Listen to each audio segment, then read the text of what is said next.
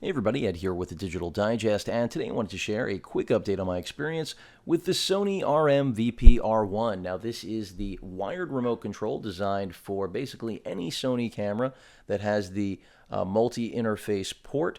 So this will act as a wired remote control to take stills, to actually control zoom, as well as record video. You can also turn your camera of choice on or off. It comes with two separate cables that will again allow you to use this with pretty much any Sony camera. This one right here is the one designed for cybershot cameras that are driven by a micro USB standard cable for charging, because the multi-port, if I can bring that into focus, is a micro USB port.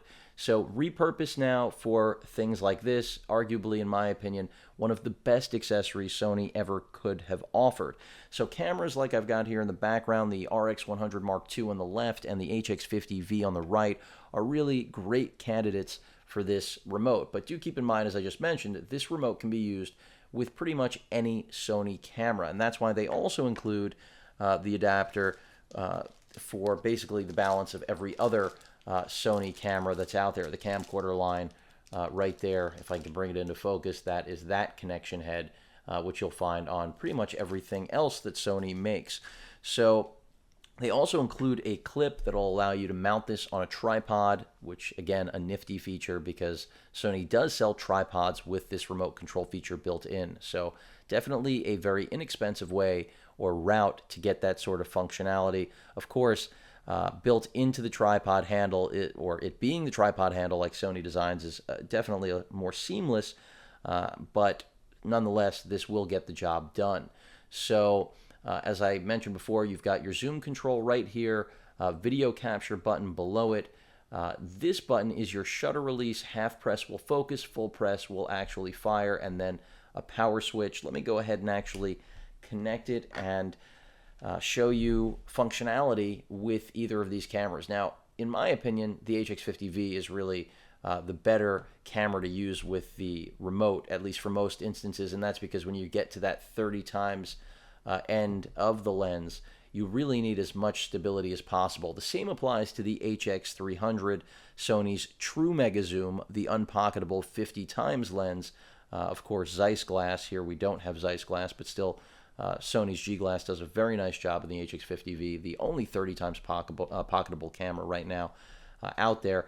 And even though it does have Wi-Fi control, which will allow for remote control without having to touch the camera, it's nowhere near as reliable. I'm not going to say as a wired remote, because obviously there are no reliability issues with that, but it's simply not something I would recommend as a reliable means of having a true remote control. Does it work? Absolutely. I've demoed it. It's a great gimmick, and it is very functional. I shouldn't even call it a gimmick because I do believe in the Wi-Fi remote control system. But a matter of fact is that when you have a camera like this on a tripod, you're trying to get a shot, or the HX300, there will be times when the Wi-Fi connection breaks. On the other hand, when you're using this wired remote, the connection is not going to break. So if you absolutely need to get that shot, you need to have this remote. So with that said, let me go ahead and demo this. I'm going to go ahead and just try to bring this into focus, hit the power button. And you can see the camera has booted up pretty much instantly. And then if I want to go ahead and take the zoom out there, do a little telephoto with that 30 times, we're already at the end of the focal range right there. I can bring it back. And then as far as I mentioned before, the whole concept of using the shutter button for focus, let me go ahead and just get the RX100 Mark II there. You can see when I half press this button,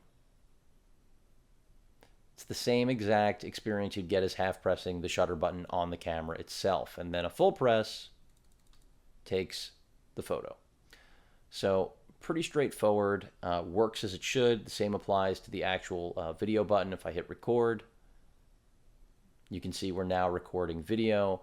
And then if I wanted to zoom in on that Nexus 7 tablet over there, we're zooming in. So this is really the best and only wired remote option for Sony cameras right now. And the fact that it is compatible with a bevy of models is really what I like about it.